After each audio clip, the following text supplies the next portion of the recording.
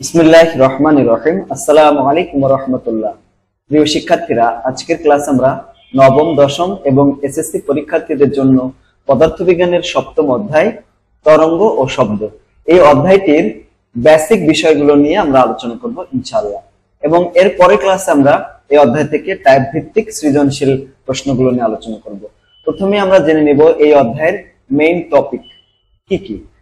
সেগুলো হচ্ছে তরঙ্গের বৈশিষ্ট্য ব্যাখ্যা, তরঙ্গ সম্পর্কিত রাশিগুলোর মধ্যে সরল গাণিতিক সম্পর্ক স্থাপন ও পরিমাপ, শব্দ তরঙ্গের বৈশিষ্ট্য ব্যাখ্যা, প্রতিধ্বনি সৃষ্টির ব্যাখ্যা, দৈনন্দিন জীবনে প্রতিধ্বনির ব্যবহার ব্যাখ্যা, শব্দের বেগ, কম্পাঙ্ক এবং তরঙ্গ দৈর্ঘ্যের গাণিতিক সম্পর্ক স্থাপন এবং তা থেকে রাশি মূল্য পরিমাপ করা, শব্দের বেগের পরিবর্তন ব্যাখ্যা, শ্রাব্যতার সীমা ও এর ব্যবহার ব্যাখ্যা, শব্দ দূষণের কারণ ও ফলাফল এবং প্রতিরোধের কৌশল সম্পর্কে ধারণা।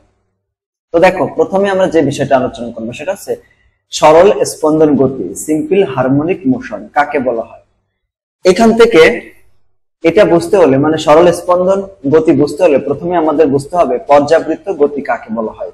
দেখো, পর্যাবৃত্ত গতি হচ্ছে কোনো গতিশীল বস্তুকণার গতি যদি এমন হয় যে এটি এর গতিপথের কোনো নির্দিষ্ট বিন্দুকে নির্দিষ্ট সময় পর পর একই দিক থেকে অতিক্রম করে, তবে সেই গতিকে পর্যাবৃত্ত গতি বলা হয়। ঠিক আছে না? মনে করো এখানে একটা পথ রয়েছে, এই যে একটা পুকুর হতে পারে বা একটা চতুর্ভুজ আকৃতির একটা পথ, মনে করো এই একটা বিন্দু। তো তুমি মনে করো এখান থেকে এদিকে সাইকেল চালিয়ে পার বরাবর যাচ্ছ। তো এরকম বারবার যখন একই দিকে এরকম ভাবে ঘুরতেছো, তাই না?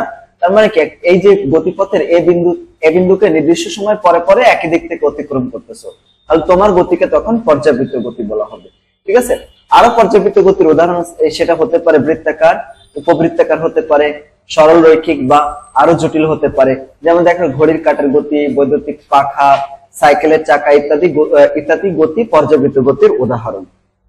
ও আচ্ছা, এবার প্রশ্ন যেমন আসতে পারে, দেখো প্রশ্নে আসতে পারে এগুলো কেন পর্যাবৃত্ত গতি বলা হয় এইগুলোকে। সাপোজ পরীক্ষা আসতে পারে, দেখো পরীক্ষা এরকম আসতে পারে যে ঘড়ির কাঁটার গতি কেন পর্যাবৃত্ত গতি। তাহলে ঘড়ির কাঁটার গতি নির্দিষ্ট সময় পরে পরে নির্দিষ্ট বিন্দুকে একই দিক থেকে অতিক্রম করে, এজন্য এটাকে পর্যাবৃত্ত গতি বলা হয়। তারপর এরকম আসতে পারে বৈদ্যুতিক পাখার গতি, সাইকেলের চাকা ইত্যাদি গতি পর্যাবৃত্ত গতির উদাহরণ কেন। তাহলে এটা এইভাবে তোমরা ব্যাখ্যা করে দিবা। ঠিক আছে? এখন আমরা জানবো স্পন্দন গতি কাকে বলা হয়। দেখো, পর্যাবৃত্ত গতি সম্পন্ন কোনো বস্তুকণা যদি এর পর্যায়কালে অর্ধেক সময় একটা নির্দিষ্ট দিকে এবং বাকি অর্ধেক সময় পূর্বগতির বিপরীত দিকে চলে, তবে সে গতিকে স্পন্দন গতি বলা হয়ে থাকে বা দোলন গতি বলা হয়। যেমন দেখো, এখানে একটা স্প্রিং, এই যে স্প্রিংটা তুমি যদি নিচের দিকে টান দিয়ে এটাকে ছেড়ে দাও, তাহলে কি করবে বলতো? উপর দিকে আসবে, আবার কিছুক্ষণ পরে নিচের দিকে আসবে, তাই না? তো এইখানে মনে করো সাম্যাবস্থায় এই যে অবস্থা তুমি দেখতে পাচ্ছ, এখানে ছিল সাম্যাবস্থায়, এখানে ছিল, এটা কি করবে? এটা নিচের দিকে যাবে, যে আবার একদম এদিকে যে সে আবার এদিকে আসবে। এই যে নিচের দিকে এসে উপর দিকে যে আবার এখানে আসলো, তাই না? তার মানে কি, দেখো অর্ধেক সময় একটা নির্দিষ্ট দিকে গেল, বাকি অর্ধেক সময় পূর্বগতির বিপরীত দিকে যাচ্ছে। তো এরকম যদি হয়, তাহলে সেই ধরনের গতিকে বলা হবে কি? বলা হবে স্পন্দন গতি। মনে করো একটা বস্তু এ থেকে যাত্রা শুরু করলো, এ থেকে যাত্রা শুরু করে বিতে গেল, এ থেকে যায় বিতে যায় আবার এতে ফিরে আসলো। তাহলে দেখো, এর থেকে বিতে গেল অর্ধেক সময়, আবার বাকি অর্ধেক সময় বিত থেকে এতে আসলো, মানে পূর্বগতির বিপরীত দিকে গেল। তাহলে এই ধরনের গতিকে স্পন্দন গতি বলা হয়ে থাকে। স্পন্দন গতির উদাহরণ হচ্ছে, দেখো স্প্রিং এর গতি, কম্পনশীল সরুশলাকার গতি, তারপরে ঘড়ির পেন্ডুলামের গতি, দোলনার গতি, এইগুলো হচ্ছে কিসের গতি বলতো? এটা হচ্ছে স্পন্দন গতির উদাহরণ। পরীক্ষা আসতে পারে যে এই যে গতিগুলা, এটাকে কেন স্পন্দন গতি বলা হয়, আবার এগুলো পর্যাবৃত্ত গতিও বলা হয়। মানে পরীক্ষা আসতে পারে যে স্প্রিং এর গতি বা সরুশলাকার গতি বা হচ্ছে তোমার এই ধরনের যে গতিগুলো আছে, ঠিক আছে, এই যে যেটা বললাম আর কি, ঘড়ির পেন্ডুলামের গতি, তারপরে দোলনার গতি, এগুলো কেন স্পন্দন গতি এবং পর্যাবৃত্ত গতি দুটাই এখানে কেন। তাহলে এইভাবে ব্যাখ্যা করতে হবে। যেমন দেখো, এরকম আসতে পারে সকল স্পন্দন গতি পর্যাবৃত্ত গতি, কিন্তু সকল পর্যাবৃত্ত গতি কেন স্পন্দন গতি নয়। দেখো, সব স্পন্দন গতি পর্যাবৃত্ত, কারণ এগুলো নির্দিষ্ট সময় পর পর পুনরাবৃত্তি হয় এবং সাম্যাবস্থায় অতিক্রম করে, দুই দিকে দোল খায়। কিন্তু সব পর্যাবৃত্ত গতি স্পন্দন নয়, কারণ কিছু পর্যাবৃত্ত গতি যেমন বৃত্তাকার গতি পুনরাবৃত্তি হলেও কখনো কি করে, সাম্যাবস্থা অতিক্রম করে না, বা দুই দিকেই দোল খায় না। তাই স্পন্দন গতি হলো পর্যাবৃত্ত গতির একটা বিশেষ ধারণা। এখানে দেখো, মনে করো এইখানে যেমন এই বিন্দু থেকে বি বিন্দুতে যাওয়া হলো, ঠিক আছে, এটা এ বিন্দু, এটা হচ্ছে বি বিন্দু। এ বিন্দুতে যায় আবার বি বিন্দুতে আসা হচ্ছে, মানে অর্ধেক সময় একটা নির্দিষ্ট দিকে, বাকি অর্ধেক সময় পূর্ব গতির বিপরীত দিকে যাওয়া হচ্ছে। তো এখানেও দেখো এ বিন্দুকে নির্দিষ্ট সময় পরে পরে এই বিন্দুকে অতিক্রম করা হচ্ছে। কিন্তু অন্যভাবে যদি হয় এরকম, দেখো এই বিন্দু থেকে যাত্রা শুরু করলাম, ঘুরে আবার এই বিন্দুতে আসলাম, কিন্তু এখানে একই দিকে যাওয়া হচ্ছে, পূর্ব গতির বিপরীত দিকে যাওয়া হচ্ছে না। ঠিক আছে, দেখো এর থেকে আমরা এবার ঘুরে ঘুরে আবার এতে আসলাম, এটা কিন্তু পর্যাবৃত্ত গতি শুধু, কিন্তু এটা স্পন্দন গতি নয়। কেন? স্পন্দন গতি হলে পূর্ব গতির বিপরীত দিকেও যাইতে হবে, মানে অর্ধেক পথ যেদিকে যাবে বাকি অর্ধেক সময় তার বিপরীত দিকে যাইতে হবে। যেমন এখানে এই বিন্দু থেকে বি বিন্দুতে গেলাম অর্ধেক সময়, আবার বাকি অর্ধেক সময় বি বিন্দু থেকে এই বিন্দুতে আসলাম, মানে পূর্ব গতির বিপরীত দিকে আসা হচ্ছে। এই জন্য এটা মানে এ থেকে বিতে যাওয়া আসার ক্ষেত্রে এটা পর্যাবৃত্ত গতিও হবে, আবার স্পন্দন গতিও হবে। কিন্তু এই যে প্রথম যে উদাহরণটা, এটা শুধুমাত্র পর্যাবৃত্ত গতি হবে, এটা স্পন্দন গতি হবে না। এই জন্য বলা হচ্ছে সকল স্পন্দন গতি পর্যাবৃত্ত গতি, কিন্তু সকল পর্যাবৃত্ত গতি স্পন্দন গতি হবে না। শরৎসন্ধিত স্পন্দন, ঠিক আছে, এটা কাকে বলা হয়? যদি কোনো বস্তুর গতি এমন হয় যে তার উপর ক্রিয়াশীল ত্বরণ সবসময় সাম্যাবস্থা থেকে বস্তুর সরণের মানের সমানুপাতিক এবং বিপরীতমুখী হয়, তাহলে সেই গতিকে সরল সন্ধিত স্পন্দন গতি বলা হয়। যেমন দেখো অল্প দোল দিয়ে অল্প দোল খাওয়া দোলক, কম্পনরত সুরশলাকার গতি, গিটারের যে তারের গতি বা কম্পন, এগুলো হচ্ছে সরল সন্ধিত স্পন্দন। ঠিক আছে, সরল সন্ধিত স্পন্দন হতে হলে তার কয়েকটা বৈশিষ্ট্য থাকতে হবে। যেমন এটা একটা পর্যাবৃত্ত গতি হতে হবে, তারপর এটা স্পন্দন গতি হবে, অবশ্যই সরলরৈখিক হতে হবে, যে কোনো সময় ত্বরণের মান সাম্যাবস্থা থেকে সরণের মানের সমানুপাতিক এবং বিপরীতমুখী হতে হবে। সর্বদা ত্বরণটা নির্দিষ্ট বিন্দু অর্থাৎ সাম্যাবস্থা অভিমুখী হতে হবে। যেমন দেখো এখানে ওই যে সরল দোলক, যদি মনে করে একটা সরল দোলক এইভাবে দোল খাচ্ছে, ঠিক আছে, তো এইখানে দোল যদি খায় এটা এইভাবে যাবে, আবার এদিকে আসবে, এরকম যাবে আসবে, তাই না, এরকম করবে। তো এটার ত্বরণ সবসময় সাম্যাবস্থা, মানে এই যে এ বিন্দু, এটা হচ্ছে সাম্যাবস্থা। সাম্যাবস্থা বলতে কাকে বোঝানো হয়েছে? সাম্যাবস্থা বলতে ওই অবস্থাটাকে বোঝানো হয়েছে, মানে এটাকে যদি তুমি দোল না দাও তাহলে একদম স্থির অবস্থায় এটা কোথায় থাকবে, ওটা হচ্ছে সাম্যাবস্থা। স্থির অবস্থায় মনে করো এটা এ বিন্দুতে থাকলো, এই বিন্দুটা হচ্ছে সাম্যাবস্থা, ঠিক আছে, এরকম ভাবে এটা।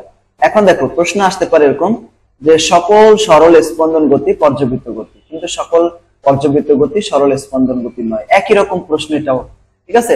পর্যাবৃত্ত গতি হলো এমন গতি যা নির্দিষ্ট সময় পর পর পুনরাবৃত্তি হয়। সরল স্পন্দন গতি এটাও একটা পর্যাবৃত্ত গতি, তবে এটা বিশেষ ধরনের পর্যাবৃত্ত গতি, কারণ এখানে ত্বরণ সাম্যাবস্থা থেকে সরণের কি হয়, সমানুপাতিক এবং বিপরীতমুখী হয়। মানে সাম্যাবস্থা থেকে, এখান থেকে সাম্যাবস্থা থেকে যত বেশি তুমি দূরে যাবা, ঠিক আছে, সাম্যাবস্থা থেকে সরণের সমানুপাতিক হয়। মানে সাম্যাবস্থা থেকে যে কোনো দুই দিকে, মানে যে কোনো দুই দিকে, এটা হচ্ছে মনে করো সাম্যাবস্থা, যে কোনো দুই দিকে ত্বরণের মান বাড়তে থাকে, মানে সরণ বাড়তে থাকে, তাই ত্বরণের মানও বাড়তে থাকে। কিন্তু সরণ যদি এদিকে সরণ হয় তাহলে ত্বরণ হবে এই নিচের দিকে, ঠিক আছে, ত্বরণ সরণের বিপরীতমুখী হয়, এরকম হতে হবে। তো এরকম যদি হয় তখন এটাকে কি বলা হবে? ওই পর্যাবৃত্ত গতিকে তখন বলা হবে স্পন্দন গতি। তবে পর্যাবৃত্ত গতি এই শর্ত পূরণ করে না। যেমন ঘড়ির কাঁটার গতি, ঘড়ির কাঁটা শুধুমাত্র ঘুরতে থাকে, মানে যেটা, এটা কি হবে, শুধুমাত্র পর্যাবৃত্ত গতি হবে, এটা স্পন্দন গতি হবে না। তাই বলা আছে সব সরল স্পন্দন গতি পর্যাবৃত্ত, কিন্তু সব পর্যাবৃত্ত গতি সরল স্পন্দন নয়। এরপর দেখো হুকের সূত্র, হুকস ল, এটা অনেক ইম্পর্টেন্ট একটা প্রশ্ন। হুকের সূত্র, তো হুকের সূত্র, এই সূত্রটা হচ্ছে এফ সমান কত, কে এক্স। আচ্ছা, এই সূত্রটা কিভাবে আসলো? মনে করো এখানে একটা স্প্রিং রয়েছে, এই যে স্প্রিং এরকম সাম্যাবস্থায় রয়েছে, এই যে এইভাবে স্বাভাবিক অবস্থায় এরকম আছে, কিন্তু তুমি যদি এটাকে টান দাও, টান দিলে কি হবে, এটা কি প্রসারিত হবে, প্রসারিত হয়ে এরকম অবস্থা আসবে। এখান থেকে এই পর্যন্ত দূরত্ব অতিক্রম করবে, তাই না, এখান থেকে এই পর্যন্ত কতটুকু হলো, এক্স দূরত্ব অতিক্রম করলো। তো এখানে হুকের সূত্র অনুসারে একটা বস্তুকে যত টানা হবে সাম্যাবস্থা থেকে, যত টানা হবে তা হবে, অর্থাৎ যতটুকু বল প্রয়োগ করা হবে, তো বল প্রয়োগ করলে এটাকে যতটুকু সরণ হবে সরণের সমানুপাতিক হবে, সরণ হবে বলের সমানুপাতিক। অর্থাৎ তুমি এই বস্তুটাকে যত বলে টানবা ওই বস্তুটা সরণ তত হতে থাকবে, তবে এটা স্থিতিস্থাপক সীমার ভিতর থাকতে হবে, ঠিক আছে, মানে ছেড়ে দিলে আগের অবস্থায় যাতে আসে এতটুকু টানতে হবে, এরকম। তাহলে এফ সমানুপাতিক কত হচ্ছে, এক্স হচ্ছে। এখন এখানে যদি আমি কে সমান, তাহলে এফ সমান কত হবে, একটা সমানুপাতিক চিহ্ন উঠিয়ে দিলে একটা ধ্রুবক সংখ্যা দিতে হয়। সেই আমরা অঙ্কে জানি এটা, সেটা হচ্ছে কে দিলাম আমরা এখানে। তো কে দিলাম। এখন এই যে একটা বস্তুকে মনে করো আমি যদি এদিকে টানি, বস্তুটা কিন্তু এদিকে যাইতে চাবে না, বস্তুটা ছেড়ে দিলে ঠিক আগের অবস্থায় চলে আসবে। তো সরণ এখানে বেগের কি বিপরীতমুখী, মানে বলের বিপরীতমুখী, তার জন্য এখানে একটা কি দিয়েছি বলতো, মাইনাস দিলাম। এই যে মাইনাস দের কারণে এখানে যে বলটা আমরা দিয়েছি এটাকে বলা হয় প্রত্যায়নী বল। কি বলা হয়? প্রত্যায়নী বল। অর্থাৎ যে বল কোন একটা বস্তুকে আগের অবস্থায় ফিরিয়ে নিয়ে যায় ওই বলটাকে বলা হয় প্রত্যায়নী বল। দেখো তুমি এই স্প্রিংটাকে টেনে এখানে যখন ছেড়ে দিবা তখন এই স্প্রিংটা আবার আগের অবস্থায় চলে যেতে চাবে। এই ধরনের বলকে বলা হয় প্রত্যায়নী বল। কি বল? প্রত্যায়নী বল বলা হয়। ঠিক আছে, তো এখানে এটা হচ্ছে প্রত্যায়নী বল। আচ্ছা, তো এখানে এই জন্য তাহলে এখানে আমরা যেটা পেলাম সূত্রটা F সমান মাইনাস কে এক্স। এখানে কেটা এফ হচ্ছে স্প্রিং এর বল বা প্রত্যায়নী বল বলা হয়। কে হচ্ছে স্প্রিং ধ্রুবক। ঠিক আছে, স্প্রিং ধ্রুবক, এর একক হচ্ছে নিউটন পার মিটার। আর এক্স হচ্ছে সাম্যাবস্থা থেকে বিস্তার, মানে সাম্যাবস্থা থেকে কতটুকু দূরে একটা বস্তু অতিক্রম করলো। ঠিক আছে, এখন আমরা এই যে কে সম্পর্কে জানলাম, এটা কি স্প্রিং ধ্রুবক বলা হয় বা এটাকে বল ধ্রুবকও বলা হয়। দেখো এফ সমান কত হলো, মনে করো মাইনাসটা আমরা কাউন্ট করলাম না, মাইনাসটা বাদ দিলাম। মাইনাস এটা বোঝাচ্ছে দিক, মানে বল যেদিকে বস্তু সরণ তার বিপরীত দিকে, এটা বোঝাচ্ছে। মনে করো এটাকে বাদ দিয়ে দিলাম, তাহলে এফ সমান কত, কে এক্স। তাহলে এখান থেকে কে সমান কত হবে, কেটাকে আমরা ডান পাশে যদি নিয়ে আসি তাহলে কে হবে এফ বাই এক্স, মানে এফটাকে এটা দিয়ে ভাগ করতে হবে। তাহলে আমরা কি পাবো বলতো, স্প্রিং ধ্রুবক বা বল ধ্রুবকটা পেলাম। এখন এটা তো সংজ্ঞা গেল। এখন এটার মানে বাস্তবিক ক্ষেত্রে সংজ্ঞাটা কেমন, মানে একটা স্প্রিং কে তুমি টানবা, টেনে 1 মিটার লম্বা করবা। 1 মিটার লম্বা করলে করতে যতটুকু বল প্রয়োজন হবে এটাকে বলা হয় স্প্রিং ধ্রুবক। ঠিক আছে, তাই সংজ্ঞাটা দেখো, কোন স্প্রিং কে এর সাম্যাবস্থা থেকে একক পরিমাণ সংকুচিত বা প্রসারিত করতে যে প্রত্যায়নী বল প্রযুক্ত হয় তাকে বলা হয় বল ধ্রুবক বলা হয়। আচ্ছা, প্রত্যায়নী বল কাকে বলা হয় এটা কিন্তু আমরা বলেছিলাম। প্রত্যায়নী বল বলতে সেই বলকে বোঝায় যে বল কোন বস্তুর বিকৃত অবস্থায় প্রতিরোধ করে। মানে একটা বস্তুকে টেনে আমি লম্বা করলাম, লম্বা করে ছেড়ে দিলে এটা আগের অবস্থায় চলে যায়। যে বলটার কারণে এটা আগের অবস্থায় চলে যায় ওটাকে প্রত্যায়নী বল বলা হয়। ঠিক আছে, আচ্ছা, তো এই প্রত্যায়নী বলটাকে বলা তখন ধ্রুবক বলা হয়, স্প্রিং ধ্রুবক বা বল ধ্রুবক। এটাকে কে দ্বারা প্রকাশ করা হয়, কে সমান এফ বাই এক্স। এখন এর একক কি হবে, দেখো উপরে আছে কি আছে, এফ আছে, এফ এর একক কি নিউটন, আর নিচে কি বলতো, নিচে আছে সরণ। তাহলে এটাকে আমরা যদি পাই এইভাবে Newton per metre, Newton per metre, বা এটাকে জুল পার মিটার বলা হয়। দেখো এটাও বলা হয়, মানে জুল পার মিটার স্কয়ারও বলা হয়। এখন যদি তোমাকে প্রশ্ন করা হয় স্প্রিং ধ্রুবক 5 নিউটন পার মিটার বলতে কি বোঝায়, স্প্রিং ধ্রুবক 5 নিউটন পার মিটার বলতে কি বোঝায়, তো বোঝায় যে স্প্রিংটিকে 1 মিটার দৈর্ঘ্যে সংকুচিত বা প্রসারিত করলে ওই স্প্রিংটি ওই দৈর্ঘ্যের বিপরীত দিকে 5 নিউটন বল প্রয়োগ করতে হবে। মানে একটা স্প্রিংকে টেনে তুমি যদি 1 মিটার লম্বা করতে চাও তাহলে তোমাকে 5 নিউটন বল প্রয়োগ করতে হবে। এটা পরীক্ষায় আসতে পারে। যদি মনে করে এখানে আসে যে 10 নিউটন পার মিটার বলতে কি বোঝো, নিউটন মিটার মানে 1 মিটার মানে স্প্রিংটাকে টেনে 1 মিটার লম্বা করতে 10 নিউটন বল প্রয়োগ করতে হবে এরকম। ঠিক আছে, একটা স্প্রিং 10 নিউটন বল প্রয়োগে 0.05 মিটার প্রসারিত হলো, স্প্রিং ধ্রুবক কত হবে? ঠিক আছে, স্প্রিং ধ্রুবক কত হবে? আচ্ছা, এখন এটা একটা প্রশ্ন এইভাবে আসতে পারে, স্প্রিং ধ্রুবক কত হবে? তো স্প্রিংকে টেনে আমরা লম্বা করতেছি, তাই না? তো কে সমান কত? কে সমান হচ্ছে এফ বাই এক্স। মাইনাস না দিলেও হবে বা দিলেও হবে, কোনো সমস্যা নাই। তো উপরে আছে 10 আর নিচে আছে কত, 0.05। এটাকে যদি আমরা ভাগ করি, দেখো 10 উপরে 10 আর নিচে আছে ভাগ 0.05, মানটা কত আসে, 200। তো একক হচ্ছে নিউটন পার মিটার, তাই নিউটন পার মিটার দিলাম। তো এখানে এটা উত্তর কত হবে, 200 নিউটন পার মিটার। মান হিসাব করেছি আমরা শুধুমাত্র। ঠিক আছে, মান। এখন আমরা যেটা জানবো সেটা হচ্ছে দোলনকাল বা পর্যায়কাল বা টাইম পিরিয়ড কাকে বলা হয়। দেখো স্প্রিং এর ক্ষেত্রে আমরা যদি স্প্রিং এর দোলনকাল বের করি, আচ্ছা দোলনকাল মানে কি? দোলনকাল মানে হচ্ছে একটা স্প্রিং কে তুমি এরকম আছে মনে করো সংকুচিত অবস্থায় আছে যে জায়গায়, এটাকে আমরা টানলাম, টেনে এই পর্যন্ত লম্বা করলাম, মনে করো এরকম ভাবে টেনে এখানে লম্বা করলাম, লম্বা করলে এটা আগের অবস্থায় চলে আসবে। দেখো টানলাম এই পর্যন্ত লম্বা করলাম, টেনে আগের অবস্থায় আসতে টোটাল যে সময়টা লাগলো, টেনে ওই পর্যন্ত নিয়ে ছেড়ে দেওয়ার পরে আবার আগের অবস্থায় চলে আসলো, টোটাল যে সময়টা লাগলো এটাকে বলা হয় স্প্রিং এর পর্যায়কাল বা স্প্রিং এর দোলনকাল বলা হয়। স্প্রিং এর ক্ষেত্রে দোলনকাল টি সমান 2π√m/k। আচ্ছা, এম জিনিসটা কি? এখানে এম হচ্ছে স্প্রিং এর ভর, মানে যে স্প্রিং এর যতটুকু ভর আমরা সংযুক্ত করব, আর কি হচ্ছে ধ্রুবক, বল ধ্রুবক। আর দোলকের ক্ষেত্রে সরল দোলক, মনে করো দোলনা আর কি, এখানে একটা দোলনা এইভাবে দোল খাবে না, এখান থেকে শুরু করে এখানে যায় আবার এখানে ফিরে আসতে যে সময়টা লাগে এটাকে দোলনার ক্ষেত্রে দোলনকাল বা পর্যায়কাল বলা হয়। এই ক্ষেত্রে টি সমান কত হবে 2π√L/g। এলটা কি, এল হচ্ছে সরল দোলকের দৈর্ঘ্য, মানে এইখান থেকে শুরু করে এই পর্যন্তটাকে দৈর্ঘ্যটাকে বলা হয় কার্যকর দৈর্ঘ্য, মানে এল আর কি, ঠিক আছে। এটা আর নিচে আছে জি, জি মানে কি অভিকর্ষ ত্বরণ। এই যে এখানে দেওয়া হচ্ছে দেখো, এখানে কে হচ্ছে স্প্রিং ধ্রুবক, এল হচ্ছে দোলকের দৈর্ঘ্য, জি হচ্ছে অভিকর্ষ ত্বরণ।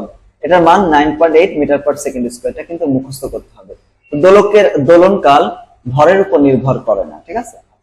এখন দেখো এই দুইটা সূত্র দেখলাম, দুইটা সূত্রের দুইটা ম্যাপ দেখবো এখন।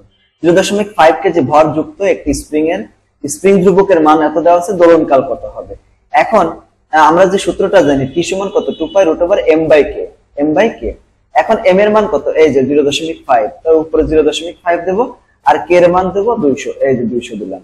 এবার দেখো এটা কি হিসাব করি, এই যে প্রথমে কত 2π, 2 ইনটু এই যে শিফট চেপে এই এটা দিলাম, শিফট চেপে এই যে এটা দিলাম 10, তাহলে 2π হয়ে গেল, গুণ √ উপরে কত, উপরে আছে m, দেখো এটা দিয়ে দেবো, তাহলে পয়েন্ট উপরে আছে 0.5 বা 0.5, আর নিচে আছে 200, এই যে 200 দিলাম। মানটা কত হয় দেখো, এই যে এটা 0.314, দেখছো 0.314, আর সময়ের একক সেকেন্ড, তাই সেকেন্ড দিয়ে দিলাম, ঠিক আছে এভাবে। ওকে, এরকম আরেকটা প্রশ্ন দোলকের ক্ষেত্রে, সরল দোলকের ক্ষেত্রে দোলকের দোলনকাল দেওয়া আছে, মানে কার্যকরী দৈর্ঘ্য দেওয়া আছে 1 মিটার, জির মান দেওয়া আছে এটা, তাহলে দোলনকাল কত হবে, দোলনকাল টি সমান 2π√L/g, এল এর মান 1 আর জির মান 9.8, এটা হিসাব করব 2 সেকেন্ড আসবে প্রায়, ঠিক আছে এটা। আচ্ছা, এখন আছে ফ্রিকোয়েন্সি কাকে বলা হয়, আমরা ফ্রিকোয়েন্সি বের করব।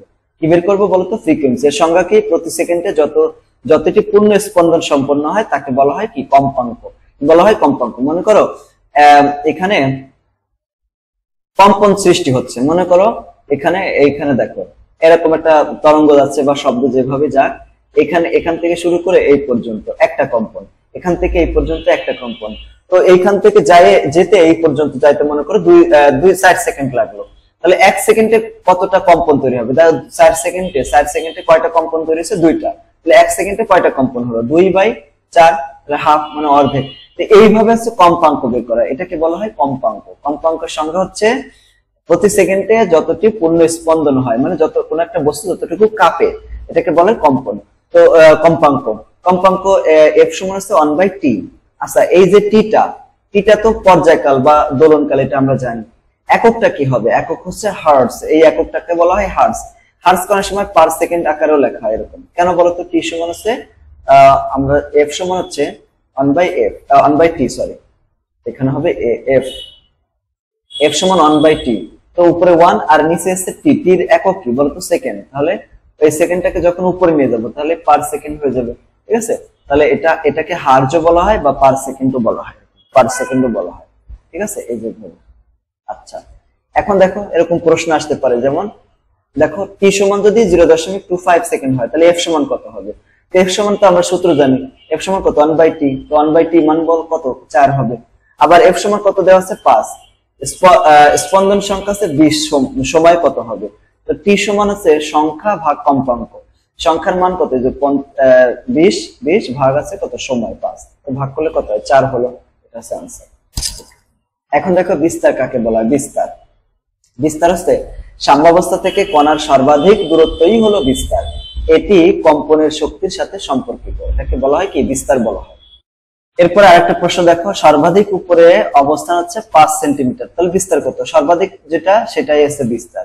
আচ্ছা, দশা কাকে বলা হয় দেখো, আচ্ছা এটা বিস্তারটা একটু তোমাদেরকে বোঝাই, দেখো বিস্তারটা হচ্ছে মনে করো একটা তরঙ্গ, ঠিক আছে, মনে করো একটা তরঙ্গ এদিকে যাচ্ছে আর কি, এইভাবে সঞ্চালিত হচ্ছে, এইভাবে এদিকে যাচ্ছে, তো সাম্যাবস্থা থেকে যে কোনো একদিকে, এইদিকে দেখছো সবচেয়ে বেশি দূরত্ব অতিক্রম করেছে, আবার এখানে দেখো এখানে সবচেয়ে বেশি দূরত্ব অতিক্রম করেছে, তো সাম্যাবস্থা থেকে কণার সর্বাধিক দূরত্বই হলো বিস্তার, এটাই। এখন দশা কাকে বলা হয়, দশা হচ্ছে নির্দিষ্ট মুহূর্তে কণার অবস্থান, গতি এবং অভিমুখকে সম্মিলিতভাবে দশা বলা হয়, মানে যে কোনো একটা সময়ে একটা কণার মনে করো তার বেগ কত, তার তরঙ্গ দৈর্ঘ্য কত, তার কম্পাঙ্ক কত, এই সমস্ত জিনিসকে একসাথে দশা বলা হয়। আর আদি দশা কাকে বলা হয়? একটা কণা যখন শুরু হয়েছে একটা কম্পন একদম শুরুতে, তখন এর বেগ, তারপর গতি বা হচ্ছে এর তরঙ্গ দৈর্ঘ্য কম্পাঙ্ক কত ছিল, এইটার সম্মিলিত অবস্থাটাকে বলা হয় আদি দশা। ঠিক আছে, আমরা এখন আরো গুরুত্বপূর্ণ একটা বিষয় নিয়ে আলোচনা করব, সেটা হচ্ছে তরঙ্গ কাকে বলা হয়। তরঙ্গ ইংরেজিতে বলা হয় ওয়েভ। পরীক্ষা যদি আসে ক নম্বরে, সৃজনশীলের ক নম্বরে আসতে পারে ওয়েভ কি, অথবা সংক্ষিপ্ত প্রশ্নতে আসতে পারে।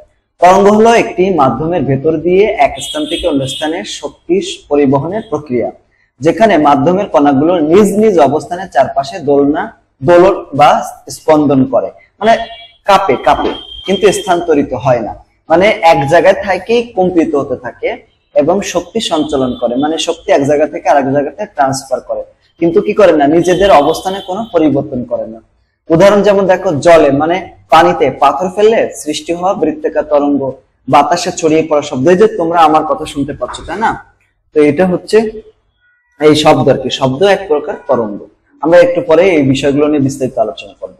তো দেখো, তরঙ্গের শ্রেণী বিভাগ, মাধ্যমের উপর ভিত্তি করে তরঙ্গকে দুই ভাগে ভাগ করা হয়েছে, যান্ত্রিক তরঙ্গ এবং তড়িৎ চৌম্বকীয় তরঙ্গ। যান্ত্রিক তরঙ্গ কাকে বলা হয়? যে তরঙ্গ সঞ্চালনের জন্য মাধ্যমের প্রয়োজন হয় তাকে যান্ত্রিক তরঙ্গ বলা হয়। যেমন শব্দ, তারপর জল তরঙ্গ, ঠিক আছে, এগুলো হচ্ছে যান্ত্রিক তরঙ্গ, মানে পানির ঢেউ। জল তরঙ্গ মানে কি? পানির ঢেউ। আবার যেটা সঞ্চালনের জন্য মাধ্যমের প্রয়োজন হয় না তাকে তাড়িৎ চৌম্বকীয় তরঙ্গ বলা হয়। যেমন আলো, রেডিও তরঙ্গ, মানে সূর্য থেকে আলো আসে তাই না, এর জন্য কোনো মাধ্যমের প্রয়োজন হয় না, এটাকে বলে তাড়িৎ চৌম্বকীয় তরঙ্গ। ঠিক আছে, তাহলে মাধ্যমের উপর ভিত্তি করে দুই ভাগে ভাগ করা হয়। বাস্তব উদাহরণ যা আমরা জীবনে দেখে থাকি, মানে আমাদের আশেপাশে যেগুলো দেখি, যেমন দেখো, পানিতে ঢিল ছুড়লে বৃত্তাকার ঢেউ তৈরি হয় তাই না, ছড়িয়ে পড়ে, এটা কি যান্ত্রিক তরঙ্গের উদাহরণ। স্প্রিং বা দড়িতে ঝাঁকুনি দিলে দোলা কি করে, ছুটিয়ে পড়ে এরকম ভাবে। দেখো, তুমি কখনো যদি দড়ি, মনে করো তোমার বাসায় দড়ি আছে না, দড়ি তার এক প্রান্ত থেকে আরেক প্রান্ত বেঁধে ঝাঁকা দিবে, দেখবে যে এটা এরকম ভাবে দোল খাচ্ছে, এটা একটা যান্ত্রিক তরঙ্গ। আবার কথা বললে শব্দ এক স্থান থেকে অন্য স্থানে যায়, এটাও কি, এটাকে বলা হয়, এটাও একটা যান্ত্রিক তরঙ্গ। কিন্তু বাতি জ্বালালে যে আলো ছড়িয়ে পড়ে, এটাকে তড়িৎ চৌম্বকীয় তরঙ্গ বলা হয়। আচ্ছা, তো দেখো, তরঙ্গের বৈশিষ্ট্য যান্ত্রিক তরঙ্গের জন্য, মানে যান্ত্রিক তরঙ্গ তো আমরা পড়লাম, ওই তরঙ্গের কি বৈশিষ্ট্য আছে। যেমন এটার মাধ্যমের প্রয়োজন হয়, পরীক্ষা যদি আসে তাহলে এটা সংক্ষেপে লিখে দিবা, মাধ্যমের প্রয়োজন হয়, কণার অবস্থানে দোলন, শক্তি পরিবহন করে, তরঙ্গের বেগ থাকে, প্রতিফলন এবং প্রতিসরণ হয় ও পরিপতন হয়। ঠিক আছে, এগুলোর ব্যাখ্যা সহকারে আমরা দিয়েছি, ব্যাখ্যা সহ তোমাদের দেওয়া লাগবে না, কিন্তু যদি যে কোনো একটা আসে, যদি আসে যে মাধ্যমের প্রয়োজন হয় কেন, তখন তোমরা ব্যাখ্যা দিবা। যেমন যান্ত্রিক তরঙ্গ ছড়ানোর জন্য, মানে এক জায়গা থেকে আরেক জায়গায় যাওয়ার জন্য কঠিন, তরল বা গ্যাসীয় মাধ্যমের দরকার হয়। যেমন দেখো, শব্দ বাতাসে, জল তরঙ্গ পানিতে, দড়িতে তরঙ্গ, এগুলোর জন্য মাধ্যমের প্রয়োজন হয়।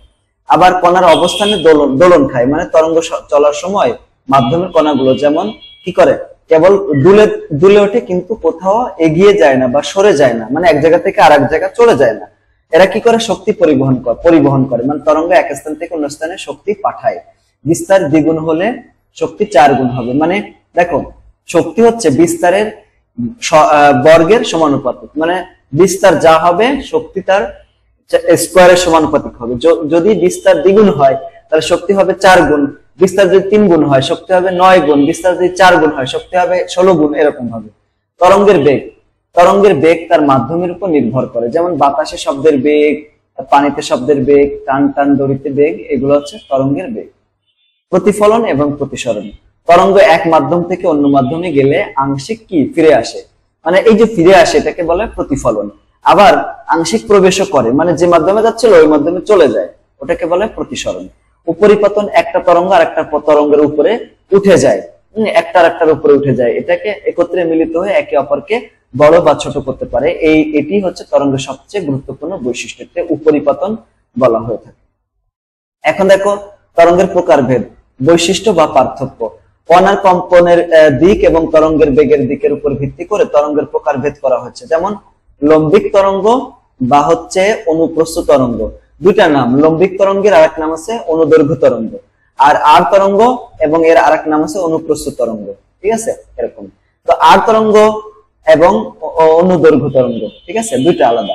তো লম্বিক তরঙ্গ বা অনুদৈর্ঘ্য তরঙ্গ কাকে বলা হয়? যে তরঙ্গ কণার স্পন্দন কি করে, কণার কম্পন তরঙ্গের গতিপথের সমান্তরাল হয়। মানে এইভাবে যাচ্ছে, মনে করো এইভাবে একটা তরঙ্গ যাচ্ছে, দেখো এইভাবে সমান্তরাল ভাবে অগ্রসর হচ্ছে, ঠিক আছে, এটাকে বলা হয় সমান্তরালে অগ্রসর হওয়া।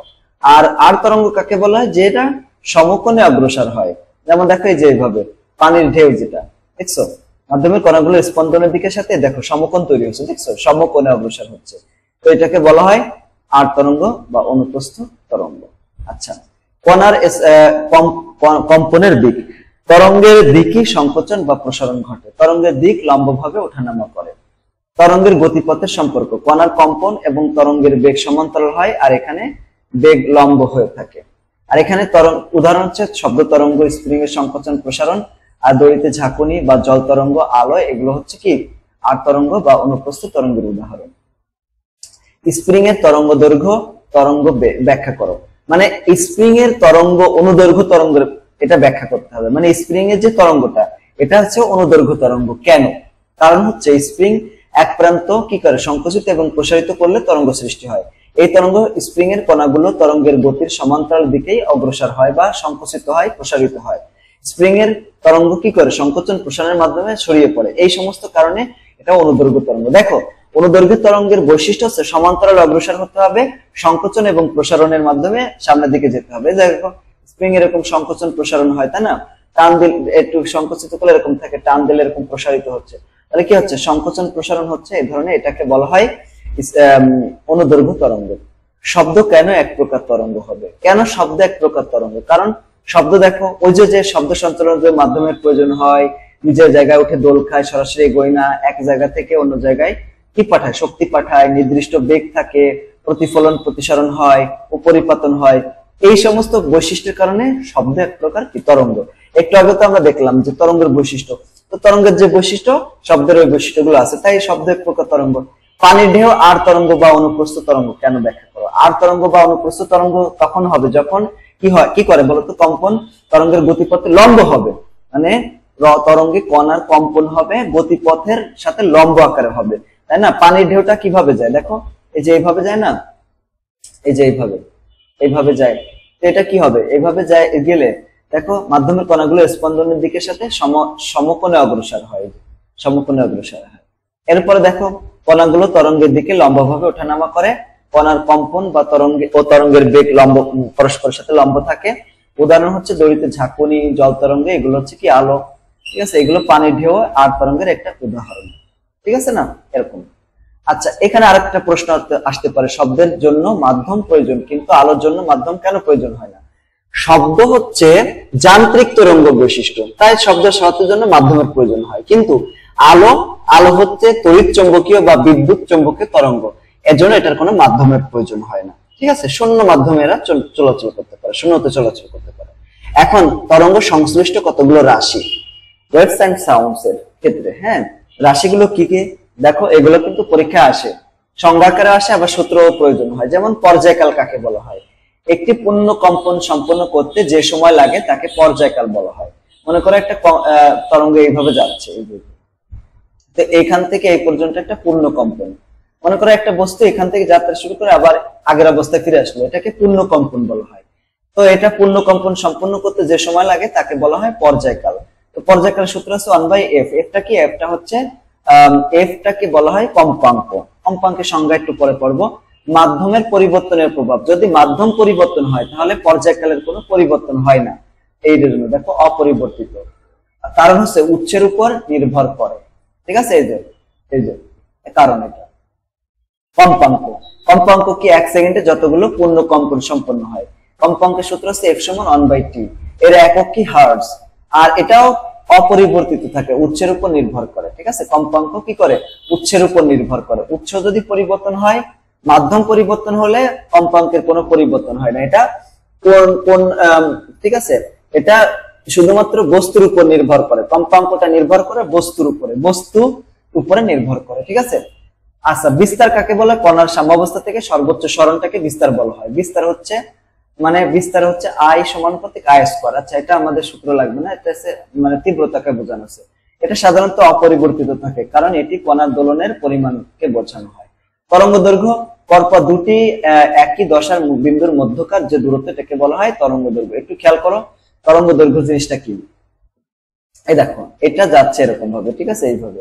তো এখানে দেখো এই বিন্দুটা আর এই বিন্দুটা সমদশা, আবার এই বিন্দু কি সমদশা। এখান থেকে এই পর্যন্ত দূরত্বকে কম্পাঙ্ক বলা হয় তরঙ্গ দৈর্ঘ্য, এখান থেকে এই পর্যন্ত তরঙ্গ দৈর্ঘ্য বলা হয়, ঠিক আছে। আবার দেখো এই জায়গা থেকে এই পর্যন্ত দূরত্বটাকেও তরঙ্গ দৈর্ঘ্য বলা হয়।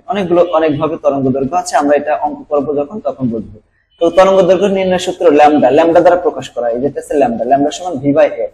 এটা হচ্ছে মিটার পরিবর্তিত হয়ে যায়, কারণ ভি পরিবর্তিত হলে এফটাও অপরিবর্তিত থাকে, তখন ল্যামডা পরিবর্তিত হয়ে যায়।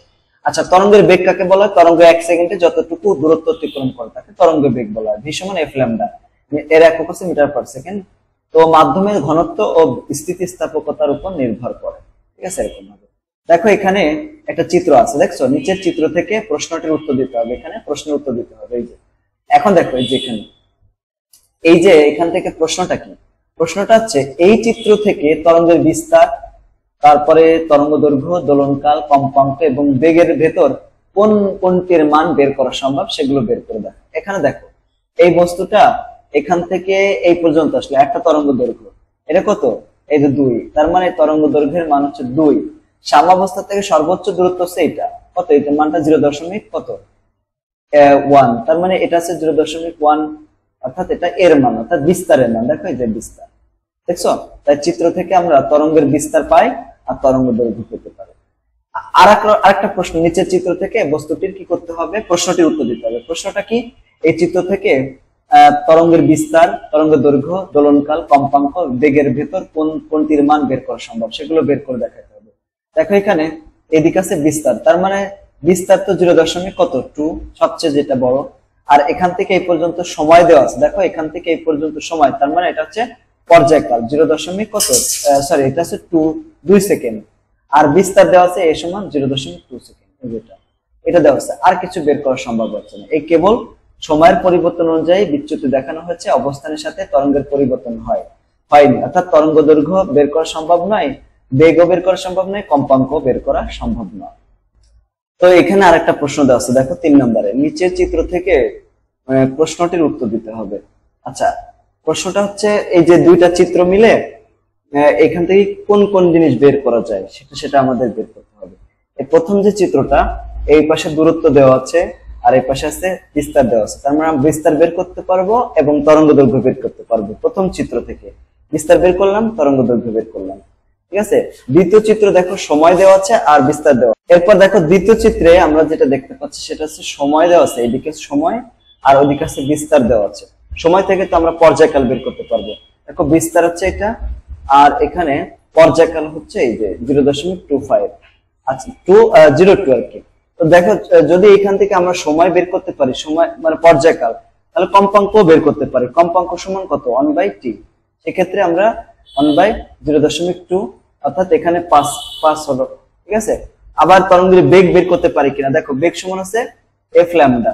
তো এখানে এফ এর মান বসালাম, এফ এর মান তো যে পেয়ে গেলাম 5, আর ল্যামডার মান তো এখানে প্রথম চিত্র পেয়েছি 1, তো এখানে বসিয়ে দিলাম। দেখো দুইটা গুণ করে দেবো, তাহলে 5 মিটার পার সেকেন্ড। এরপরে 4 নাম্বার চিত্র দেখো। এই চিত্রে দেখো, এই চিত্রে থেকে তরঙ্গের বিভিন্ন অবস্থান মানে A B C D E দেখানো হচ্ছে। কোন কোন অবস্থানে দশা একই। দেখো দশা হচ্ছে এই যে এই বিন্দু, এই বিন্দু, এটা দেখো এই বিন্দুতে যেখানে আছে এই বিন্দু আছে এইটা, এখানে বি বিন্দু আছে এটা। কোন কোন বিন্দু একই দশা নির্দেশ করতেছে, ঠিক আছে। এটা তো এই বিন্দুতে দেখো এ বিন্দু এবং সি বিন্দু, এটা দুইটা একই রকম দশা প্রকাশ করতেছে, যে এ থেকে সি। তাই এখান থেকে এই পর্যন্ত দূরত্ব হচ্ছে ল্যামডা বলা হয়, মানে তরঙ্গ দৈর্ঘ্য। আবার বি এবং কত, এই যে বি এবং ই একই বিন্দু প্রকাশ করতেছে, ঠিক আছে। তাহলে বি এবং এ এবং বি তে বিচ্যুতি সমান হলেও দশা কিন্তু বিপরীত দিকে, এ এবং বি তে আলাদা আলাদা, ঠিক আছে। এরকম ডি এবং ই তে বিচ্যুতি, ডি এবং ই, এখানে ডি এখানে ই সমান হলেও দশা কিন্তু এক নয়, অর্থাৎ এখানে এ এবং সি হচ্ছে এক দশা, ঠিক আছে। এরপরে আমরা আরেকটা টপিক জানবো, সেটা হচ্ছে শব্দ তরঙ্গ কাকে বলা হয়। Sound wave. শব্দ তরঙ্গ হলো এমন এক প্রকার যান্ত্রিক তরঙ্গ যা কোনো উৎসের কম্পনের ফলে উৎপন্ন হয় এবং বায়ু তরল বা কঠিন কোনো মাধ্যমের মধ্য দিয়ে সেটা ছড়িয়ে পড়ে। তো পরীক্ষা যদি আসে ক নম্বরে, সিকিউ এর ক নম্বরে অথবা সংক্ষিপ্ত প্রশ্ন যদি আসে যে শব্দ তরঙ্গ কাকে বলা হয়, তাহলে এতটুকু লিখে দিবা। তো শব্দ তরঙ্গ সৃষ্টি হওয়ার শর্ত কি? তো শব্দ উৎপন্ন ও পরিবাহিত হওয়ার জন্য তিনটা প্রধান উপাদান প্রয়োজন হয়, সেটা হচ্ছে উৎস, মাধ্যম এবং গ্রাহক। মনে রাখবা, ঠিক আছে? এগুলা মানে শব্দ সৃষ্টি হওয়ার জন্য তিনটা জিনিসের প্রয়োজন, উপাদানের। উৎস মানে যেখান থেকে শব্দ উৎপন্ন হতে হবে, যেখান থেকে কম্পন শুরু হয় এবং শব্দ সৃষ্টি হয়, যেমন মানুষের গলা থেকে তো শব্দ সৃষ্টি হয়। মাধ্যম লাগবে, আমরা যে কথা বলতেছি এটা এক জায়গা থেকে আরেক জায়গা ছড়িয়ে পড়ার জন্য হয়তোবা বায়ু মাধ্যম, কঠিন পানি মাধ্যম অথবা কঠিন মাধ্যম, এর যে কোনো একটা লাগবে। অর্থাৎ শূন্যে শব্দ কিন্তু চলতে পারে না। আবার গ্রাহক, যেটি শব্দ গ্রহণ করে, যেমন কান বা মাইক্রোফোন, মানে তুমি আমার কথা শুনতেছো, তুমি হচ্ছে রিসিভার বা হচ্ছে গ্রাহক। তুমি যখন কথা বলবা তখন আমি যদি তোমার কথা শুনতে পারি তো আমি হব তখন গ্রাহক, ঠিক আছে, বা রিসিভার। মানুষের গলার শব্দ উৎপাদন কিভাবে হয়? গলা থেকে ষড়যন্ত্র, আমাদের দেখো গলার নিচে যে উচ্চ না, ওখানে ষড়যন্ত্র থাকে, এখানে দুইটা পাতলা পর্দা থাকে, একটাকে ভোকাল কর্ড থাকে, ঠিক আছে, ভোকাল কর্ড থাকে, ফুসফুস থেকে বাতাস বের হয়ে এই ভোকাল কর্ডে কি করে কম্পিত হয়, মানে কাঁপে। এই কম্পনের ফলে শব্দ সৃষ্টি হয়। পরীক্ষা যদি আসে মানে যে মানুষের গলায় শব্দ কিভাবে উৎপাদন হয়, এভাবে বলবা, ঠিক আছে? কম্পন যখন কথা বলবা তোমার গলায় হাত দিয়ে দেখো, তোমার গলাটা কিন্তু কাঁপতেছে আস্তে আস্তে। তুমি যখন কথা বন্ধ করতেছো, কথা বলতেছো না, তখন হাত দিয়ে দেখো কাঁপতেছে না। কম্পনের ফলে শব্দ সৃষ্টি হচ্ছে। দুই বন্ধু কথা বলার সময় তরঙ্গ দৈর্ঘ্যের পার্থক্য হয় কেন? মনে করো তুমি কথা বলতেছো আর তোমার বন্ধু কথা বলতেছো, তোমার কথায় যে তোমার তো একটা শব্দ তৈরি হচ্ছে, তোমার শব্দে যে তরঙ্গ দৈর্ঘ্য যেটা হবে, তোমার বন্ধুরটা তরঙ্গ দৈর্ঘ্য আলাদা হবে। কেন? দেখো, শব্দের গতি একই হলেও কম্পাঙ্ক বা ফ্রিকোয়েন্সি ভিন্ন হলে তরঙ্গ দৈর্ঘ্য আলাদা আলাদা হয়।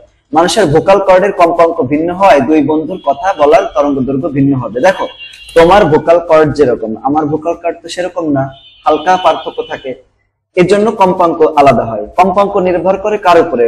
উপাদানের উপরে। কোন বস্তু কি দিয়ে তৈরি তার উপরে। তোমার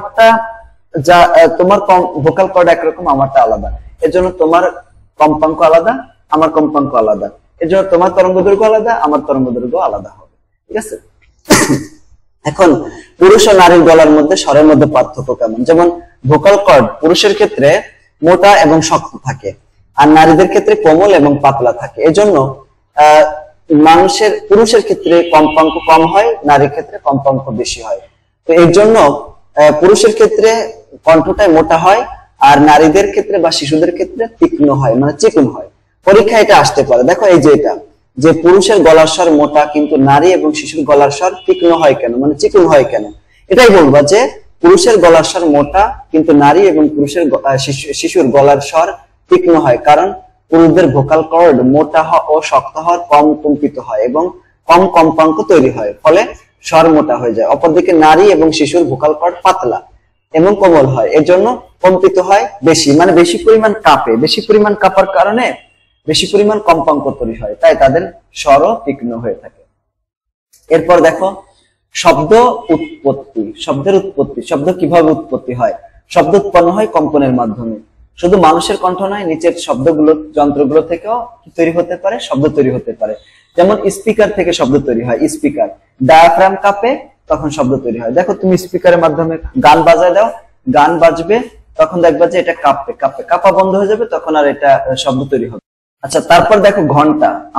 তোমাদের স্কুলে ঘন্টা বাজায় না, এই যে এক পিরিয়ড শেষ হলে ঘন্টা তো আঘাত করা হয়, আঘাতে কম্পন তৈরি হয়, ঠিক আছে? কম্পন তৈরি হলে তখন শব্দ তৈরি হয়, চেপে ধরলে আবার শব্দ বন্ধ হয়ে যায়, মানে কম্পন বন্ধ হয়ে যেতে শব্দ বন্ধ হয়ে যায়। আচ্ছা, এরপর দেখো গিটারে যে তার কাঁপে, তখন শব্দ তৈরি হয়। আবার সুরশলাকার ক্ষেত্রে নির্দিষ্ট কম্পাঙ্কে শব্দ তৈরি হয়, কম্পন ছাড়া শব্দ তৈরি হয় না, ঠিক আছে? এখন যে কোনো শব্দ তৈরি হলে সেটাকে আমরা শুনতে পারবো, তার উপর ভিত্তি করে, মানে কম্পাঙ্কের উপর ভিত্তি করে শ্রবণযোগ্য শব্দের সীমা নির্ধারণ করে দেওয়া আছে। যেমন দেখো, ইনফ্রাসাউন্ড হচ্ছে কম্পাঙ্ক 20 হার্জের নিচে, এটা আমরা শুনতে পারি না। আমাদের কানে আল্লাহ তাআলা যেটা নির্ধারণ করে দিয়েছে যে কম্পাঙ্ক, সেটা হচ্ছে 20 থেকে 20,000 কম্পাঙ্ক।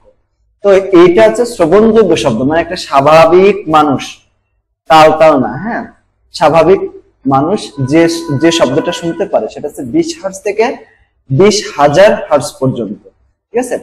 এর নিচে হলে ইনফ্রাসাউন্ড বলা হয়, যেটা আমরা শুনতে পারি না, আর তার চেয়ে বেশি হলে আল্ট্রাসাউন্ড বলা হয়, শ্রাব্যতার সীমার চেয়ে বেশি, ঠিক আছে। তো ওটাকে শব্দের তরঙ্গ বলা হয়। এইটা দেখো 20,000-এর বেশি, এটা আমরা শুনতে পারি না, কম হলেও শুনতে পারি না, আমরা শুনতে পারি মাঝামাঝি, ঠিক আছে, এরকম। এখন পরীক্ষা যদি আসে বাদুর শব্দোত্তর শব্দ ব্যবহার করে কিভাবে পথ চলে। শব্দোত্তর শব্দ মানে এই যে আল্ট্রাসাউন্ড, যেটা মানে 20,000-এর চেয়ে বেশি হলে সেটাকে বলা হয় শব্দোত্তর শব্দ, শব্দোত্তর, আর নিচে হলে শব্দে তর, এরকম। আচ্ছা, বাদুর কি করতে পারে বলতো? উচ্চ কম্পাঙ্কের, সেই কম্পাঙ্ক কত? 20,000-এর চেয়ে বেশি এবং 100,000 পর্যন্ত, ঠিক আছে, 100,000 পর্যন্ত শব্দ তৈরি করতে পারে। প্রতিফলিত শব্দ বিশ্লেষণ করে বস্তুর দূরত্ব, আকার এবং গতি নির্ণয় করে। এই পদ্ধতিকে বলা হয় ইকোলোকেশন বলা হয়। অন্ধকারে পথ চলা বা শিকার ধরতে এরা সক্ষম হয়, ঠিক আছে। মানব নির্মিত সোনার প্রযুক্তিও এই পদ্ধতিতে কাজ করে। মানে বাদুর কি করে? একটা শব্দ তৈরি করে, এই যে শব্দটা আমরা শুনতে পারি না, কেন? কারণ তার কম্পাঙ্ক তো মানুষের যে শ্রাব্যতা সীমা তার চেয়ে বেশি হয়, এজন্য আমরা শুনতে পারি না। ওই শব্দ তৈরি করার পরে সামনে যদি কোনো বাধা হলে ওটা ওই প্রতিফলিত শব্দ তার কানে চলে আসে। যদি প্রতিফলিত হয়ে আসে তাহলে সে বুঝতে পারে যে সামনে কোনো বাধা আছে, তাহলে ওই পথে যায় না, অন্যদিকে চলে যায়। আর যদি বাধা না থাকে তাহলে ওইদিকে যায়। পরিবেশের সব শব্দ আমরা শুনতে কেন পারি না? কারণ আমরা তো 20 থেকে 20,000 শব্দ শুনতে পারি, এর বাইরে তো অনেক কম্পাঙ্ক তৈরি করে, কুকুর, বিড়াল, তারপরে হচ্ছে কুকুর, তারপরে হচ্ছে বাদুর, অন্যান্য অনেক জীবজন্তু আছে, এগুলো অনেক হার্জে তৈরি করে, ওগুলো আমরা শুনতে পারি না, ঠিক আছে, এরকম। শীতকাল অপেক্ষা বর্ষাকালে শব্দ দ্রুত শোনা যায় কেন? কারণ শব্দের গতি বায়ুর তাপমাত্রা, আর্দ্রতার উপর নির্ভর করে। বর্ষাকালে বায়ুর তাপমাত্রা বা আর্দ্রতা বেশি থাকায় শব্দ দ্রুত ছড়িয়ে পড়ে, এতে শব্দের গতি বাড়ে। শীতকালে তাপমাত্রা এবং আর্দ্রতা কম থাকায় শব্দ কি করে? ধীরে ধীরে চলে, তাই বর্ষাকালে শব্দ দ্রুত ছড়িয়ে পড়ে। দেখো, দুইটা কারণে, একটা হচ্ছে তাপমাত্রার কারণে এবং আরেকটা হচ্ছে আর্দ্রতার কারণে। তাপমাত্রা এবং আর্দ্রতা বাড়লে বেগও বাড়ে, শব্দের বেগও বাড়ে, দ্রুত শোনা যায় এর জন্য। এরপর দেখো শব্দ তরঙ্গের বৈশিষ্ট্য। শব্দ কি কি বৈশিষ্ট্য? শব্দ একটা যান্ত্রিক তরঙ্গ, এটা একটা অনুদৈর্ঘ্য তরঙ্গ, বেগ মাধ্যম ভেদে ভিন্ন হয়ে থাকে, তাপমাত্রা এবং আর্দ্রতার উপর নির্ভর করে। এর তীব্রতা হচ্ছে বিস্তারের বর্গের সমানুপাতিক, এর প্রতিফলন, প্রতিসরণ এবং উপরিপতন ঘটে। এর ব্যাখ্যাও দেওয়া আছে, দেখো, যেমন যান্ত্রিক তরঙ্গ, এটা শব্দ সৃষ্টি এবং সঞ্চালন স্থিতিস্থাপক মাধ্যম লাগে, মাধ্যম যেহেতু লাগে এর জন্য এটাকে যান্ত্রিক তরঙ্গ বলা হয়। অনুদৈর্ঘ্য তরঙ্গ কেন বলা হয়? কম্পনের দিক এবং তরঙ্গের বেগ একই দিকে হয়। বায়ুতে কম, জলে বেশি এবং কঠিন মাধ্যমে বেগ বেশি হয়। আর্দ্রতা এবং তাপমাত্রা এবং আর্দ্রতা বাড়লে শব্দের বেগ বাড়ে, বিস্তার বেশি হলে তীব্রতা বাড়ে, কম হলে কম হয়ে যায়। শব্দের কি করে? তরঙ্গের প্রতিফলন, প্রতিসরণ এবং উপরিপতন, মানে ইন্টারফারেন্স যেটা, এটা ঘটে, ঠিক আছে, উপরিপতন ঘটে। এরপরে শব্দের বিস্তারের জন্য মাধ্যমের প্রয়োজন হয় কেন? মাধ্যম প্রয়োজন, যেমন মাধ্যম প্রয়োজন, শব্দ একটি যান্ত্রিক তরঙ্গ, তাই সঞ্চালনের জন্য মাধ্যমের প্রয়োজন হয়। তারপরে প্রমাণ হচ্ছে বেলজার পরীক্ষা। বেলজার পরীক্ষার মাধ্যমে বায়ু ফাঁকা করলে কলিং বেলের শব্দ শোনা যায় না। প্রমাণ করে, মানে তুমি যদি একটা কলিং বেলকে বেলজারের ভিতরে রাখো, ঠিক আছে, বায়ু শূন্য অবস্থায়, তুমি কলিং বেল বাইরে থেকে বাজাবা, বাইরে থেকে আমরা শব্দ শুনতে পারি না। এর থেকে সব প্রমাণ হয় যে মাধ্যম ছাড়া শব্দ শোনা যায় না। চাঁদে শব্দ শোনা যায় না কেন? কারণ চাঁদে বাতাস নাই, মাধ্যম না থাকায় কি করে? কেউ কথা বললেও সেটা শুনতে, তুমি যদি চাঁদে যাও 2 জন মিলে, আরেকজন কথা বললে তুমি শুনতে পারবা না, কারণ চাঁদে তো বাতাস নাই, মাধ্যম ছাড়া তো শব্দ এক জায়গা থেকে আরেক জায়গায় যাইতে পারে না। এই জন্য তোমার বন্ধুর দেখো মুখ নড়তেছে, তুমি কথা শুনতে পারতেছো না, আবার তুমি কথা বলতেছো, তোমার বন্ধু শুনতে পারবে না। সূর্য ও চাঁদের বিস্ফোরণে শব্দ শোনা যায় না কেন? কারণ মহাশূন্যে কোনো মাধ্যম নাই, শব্দ পৃথিবীতে পৌঁছায় না, ঠিক আছে। মাধ্যম না হলে শব্দ আসবে কিভাবে? আলো আসে কিন্তু শব্দ আসে না কেন? কারণ আলো তাড়িৎচুম্বক তরঙ্গ, তাড়িৎচুম্বক তরঙ্গের জন্য মাধ্যমের প্রয়োজন হয় না, ঠিক আছে, আর এজন্য মাধ্যম ছাড়া আসতে পারে। কিন্তু যান্ত্রিক তরঙ্গ, শব্দ হচ্ছে যান্ত্রিক তরঙ্গ, শব্দ সঞ্চালনের জন্য মাধ্যমের প্রয়োজন হয়, যেহেতু যান্ত্রিক তরঙ্গ। কঠিন মাধ্যমে শব্দ সঞ্চালন, কাঠের টেবিলে ঘড়ির শব্দ শোনা যায় বা খেলনা টেলিফোনে শব্দ শোনা যায়, কঠিন মাধ্যমে শব্দ দ্রুত ছড়ে যায়। এখন দেখো, এখান থেকে প্রশ্ন হতে পারে, যেমন 1 কিলোহার্টজ কম্পাঙ্কের একটি শস্যলাকার শব্দ বাতাস, পানি এবং লোহার মাধ্যমে যাত্রা করলে তরঙ্গ দৈর্ঘ্য কত হবে? তো তরঙ্গ দৈর্ঘ্যের সূত্র আমরা যেটা জানি, ল্যামডা সমান এফ বাই ভি, ভি মানে ভি বাই এফ আর কি। ঠিক আছে, তো এই ল্যামডা হচ্ছে তরঙ্গ দৈর্ঘ্য, ভি হচ্ছে তরঙ্গ বেগ, এফ হচ্ছে কম্পাঙ্ক। তো বাতাসে শব্দের বেগ কত এখানে 334, তো ল্যামডা সমান কত হবে ভি বাই এফ।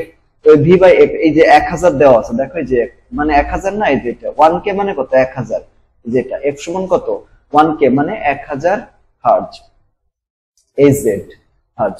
ঠিক আছে, এরকম।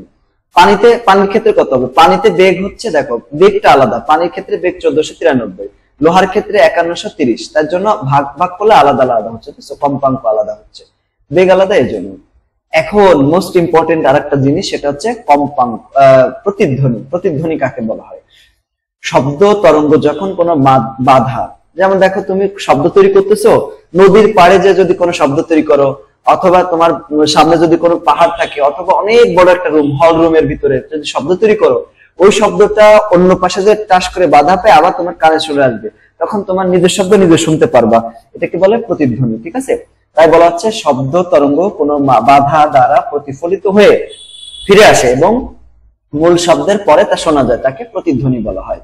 তো প্রতিধ্বনির সূত্র হচ্ছে 2d সমান ভিটি। আর ডি, এখানে ডিটা কি, ডি হচ্ছে শব্দের উৎস থেকে প্রতিবন্ধকের দূরত্ব। মনে করো এখানে শব্দ তৈরি হলো, এই পাশে একটা দেওয়াল আছে বা পাহাড় আছে, তাই না? তুমি মনে করো এখানে রয়েছে, তুমি হচ্ছে এটা হচ্ছে উৎস আর এটা হচ্ছে বাধা। তো এটার থেকে এটা দূরত্ব, মধ্যবর্তী দূরত্বকে ডি ধরা হয়েছে। এটা হচ্ছে শব্দের বেগ, আর টি হচ্ছে শব্দের উৎস থেকে প্রতিবন্ধক পর্যন্ত গিয়ে প্রতিফলিত হয়ে ফিরে আসার মোট সময়।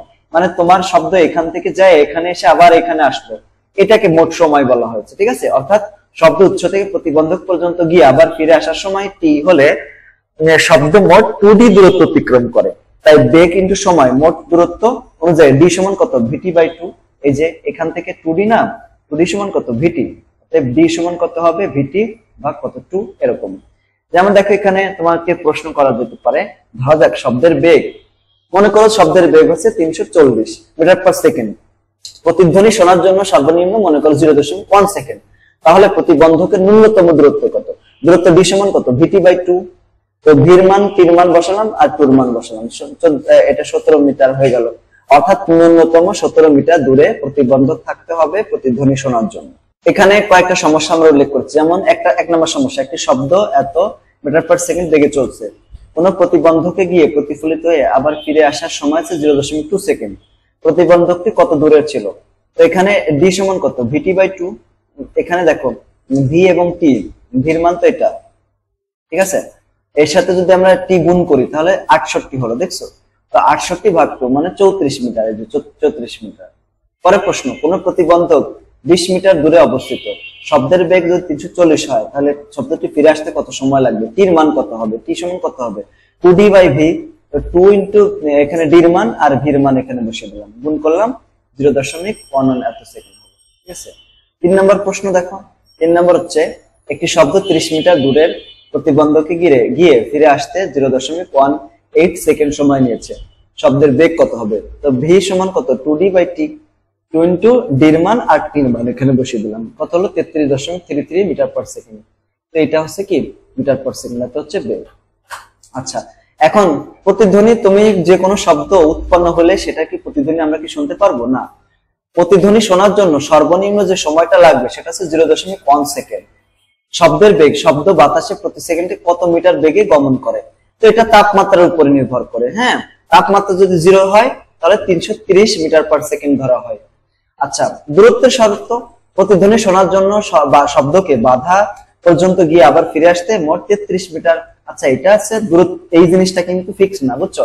তবে এটা ফিক্স, এটা এইগুলো কিন্তু একটাও ফিক্স না, কারণ হচ্ছে তাপমাত্রা পরিবর্তন হলে এগুলো পরিবর্তন হয়, বুঝছো? এগুলো আর কি, মানে এগুলোর সর্বনিম্ন একটা দূরত্ব থাকে আর কি। তো একটা নির্দিষ্ট মানে একটা আনুমানিক এটা দেওয়া হয়েছে, এটা মুখস্থ করার কোনো বিষয় না, তবে মুখস্থ করতে হবে প্রথমটা, এটা কিন্তু ফিক্সড। মনে করো তুমি শব্দ তৈরি করলে, ওই শব্দটা যদি 0.1 সেকেন্ডের আগে চলে আসে তাহলে আর প্রতিধ্বনি শুনতে পারবে না, ঠিক আছে, এরকম। আচ্ছা, তো প্রতিধ্বনি শোনার জন্য ন্যূনতম দূরত্বের প্রয়োজন হয় কেন? মস্তিষ্ক শব্দের অনুভূতি 0.1 সেকেন্ড পর্যন্ত ধরে রাখে।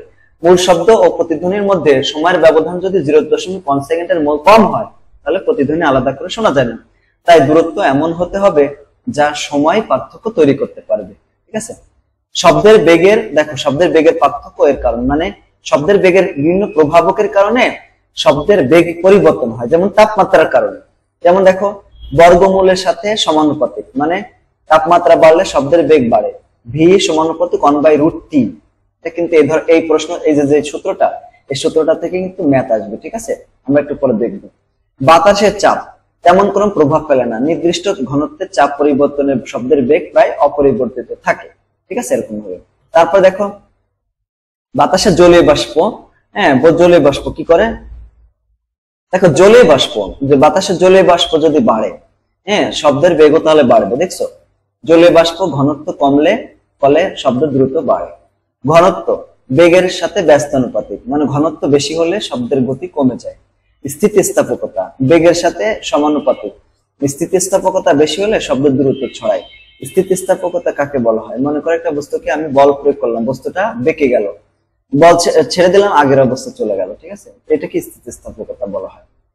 মাধ্যমের অবস্থা, কঠিন মাধ্যমে শব্দের বেগ সবচেয়ে বেশি, তরল মাধ্যমে তারপরে সবচেয়ে কম হচ্ছে গ্যাস মাধ্যমে। কঠিনে কণাগুলো কাছাকাছি থাকে, তার জন্য শব্দ দ্রুত সহায় পড়ে। তরলে একটু দূরে দূরে থাকে, এর জন্য আর একটু স্লো হয়, আর তরলে আরো অনেক দূরে দূরে থাকে, এর জন্য আরো কম। শব্দের বেগের উপর বাতাসের ঘনত্বের প্রভাব, এটা খ নম্বর প্রশ্ন আসতে পারে, অথবা সংক্ষিপ্ত প্রশ্ন। বাতাসে জলীয় বাষ্প বেশি থাকলে ঘনত্ব কমে যায়, কারণ জলীয় বাষ্পের ঘনত্ব বায়ুর থেকে কম, তাই বাতাসের ঘনত্ব কমলে বাতাস কি করে, দ্রুত ছড়ায়। ঘনত্ব বেশি হলে শব্দ ধীরে চলে, তাই আর্দ্রতা বাড়লে শব্দের গতি বাড়ে, আর ঘনত্ব বাড়লে কমে যায়। বিভিন্ন মাধ্যমে শব্দের বেগ, বাতাসে শব্দের বেগ কত? হাইড্রোজেন, পারদ, পানি, লোহা, হীরা কত, এখানে গ্যাসে কত, তরলে কত, ঠিক আছে? এখানে অবস্থা কি বাতাসে কি করে, সাধারণত বাতাসে স্বাভাবিক গতি হয়, হালকা গ্যাস হয় বেশি গতি হয়, এরকম, ঠিক আছে? এভাবে। তারপর দেখো বায়ু মাধ্যমে শব্দের বেগের তাপমাত্রার কারণ কি? বায়ুতে শব্দের গতি তাপমাত্রা বর্গমূলে সমানুপাতিক, তাপমাত্রা বাড়লে অণু দ্রুত কম্পিত হয়, ফলে শব্দের গতি বাড়ে, তাপমাত্রা কমলে গতি কমে যায়। বায়ুতে শব্দের বেগ তাপমাত্রার উপর নির্ভর কেন করে? কারণ তাপমাত্রা বাড়লে বায়ুর অণু কি করে, দ্রুত কম্পিত হয় এবং কম্পন দ্রুত ছড়িয়ে পড়ে, তাই শব্দের গতি বাড়ে যায়। গ্রীষ্মকালে তাপমাত্রা বেশি হয়, শব্দ দ্রুত ছড়ায়। সমুদ্রের পানিতে শব্দের বেগ বেশি হওয়ার কারণ কি? কারণ কি দেখো সমুদ্র জলে লবণ এবং অন্যান্য পদার্থ মিশ্রিত থাকায় ঘনত্ব বেশি হয়। ঘন মাধ্যমে কি করে, ঘন মাধ্যমের মাধ্যমে শব্দ দ্রুত ছড়িয়ে যায়, তাই এখানে শব্দের গতি বেশি হয়ে যায়। এখন দেখো এখানে একটা প্রশ্ন, কোন জায়গায় শীতকালে তাপমাত্রা হচ্ছে 10 ডিগ্রি, শব্দের বেগ হচ্ছে 332 মিটার পার সেকেন্ড, গ্রীষ্মকালে তাপমাত্রা বেড়ে 30 হলে শব্দের বেগ কত হবে? তো ভি2 সমান হচ্ছে V1 √T2 ভাগ T1, এটা হচ্ছে সূত্র, আমরা এই সূত্রটা ইউজ করব। আচ্ছা এখানে V1 দেওয়া আছে, তো T1 কত, 273 দেওয়া আছে, 10 ডিগ্রি সেলসিয়াস দেওয়া আছে, দেখো এই যে 10 ডিগ্রি, তো এটাকে কেলভিনে অবশ্যই নিতে হবে, নেওয়ার জন্য 273 যোগ করে দিলাম। আবার দেখো T2 হচ্ছে 3 ডিগ্রি, তার সাথে আবার 273 যোগ করতে হবে, 330 হলো, 3 হলো। এখন হিসাব করব, এটা হচ্ছে কিসের মান, দেখো V1 এর মান, এটা T2 এর মান, T1 এর মান, এটা দেখো হিসাব করলাম এই যে এইভাবে, এই যে রুট প্রথমে দেবে, দিলে উপরে দিতে হবে V2 এর মান, মানে 303 T2 এর মান এটা, আর নিচে নিয়ে যেতে হবে, যে এটা চাপ দিয়ে কত হয় নিচে 283, এই যে মানটা আসলো এটাকে আবার গুণ করতে হবে কত, 232, 332 232, মান হচ্ছে 343, এই যে মান, ঠিক আছে? এই যে মিটার পার সেকেন্ড। এখন দেখো শব্দের ব্যবহার, শব্দের আমরা জানি শব্দের প্রচলিত ব্যবহার নানা ক্ষেত্রেই হয়ে থাকে, যেমন আমরা একে অপরের সঙ্গে কথা বলি, গান শুনি, ডাক্তাররা রোগীর হৃদস্পন্দন শোনেন, ইঞ্জিনিয়াররা কি করে, যন্ত্রপাতি শব্দ শুনে ত্রুটি নির্ণয় করে, এটা হচ্ছে শব্দের ব্যবহার। ত্রিমাত্রিক সিসমিক সার্ভে, এটাকে আগে বলা হয়, এটা কেন করা হয়? উদ্দেশ্য হচ্ছে মাটির নিচে তেল, গ্যাস বা খনিজ সম্পদের অবস্থান। আচ্ছা আমরা আমাদের ধারণা, আমরা কি জানি মাটির নিচে খনিজ সম্পদ থাকে না, তেল থাকে, তারপরে কয়লা থাকে, তো আমাদের কি ধারণা বিজ্ঞানীরা ওখানে যায় যে ওগুলা কি করে খুঁজে তারপর দেখে, মানে মাটির মনে কর 200-300 ফুট নিচে বা 1 কিলোমিটার 2 কিলোমিটার 10 এরকম নিচে থাকে, তাই না? এই যে নিচে থাকলো, মানুষ কি ওখানে যে খুঁজে তারপরে দেখে না, খোঁজার আগেই কিন্তু মানুষ এটা বের করতে পারে এই পদ্ধতিতে, ঠিক আছে? সেটা কি ত্রিমাত্রিক সিসমিক সার্ভের মাধ্যমে। কিভাবে করা হয়? শব্দ তরঙ্গ ব্যবহার করা হয়, শব্দ তরঙ্গ ব্যবহার করে ভূগর্ভে ছবি তোলা হয়, ঠিক আছে, কিভাবে করা হয়? মাটির নিচে ছোট বিস্ফোরণ করা হয়, তারপর ভাইব্রেটের যন্ত্রের মাধ্যমে শক ওয়েভ তৈরি করা হয়। এটার ওয়েভটা কিভাবে সংগ্রহ করা হয়? ডেটাটা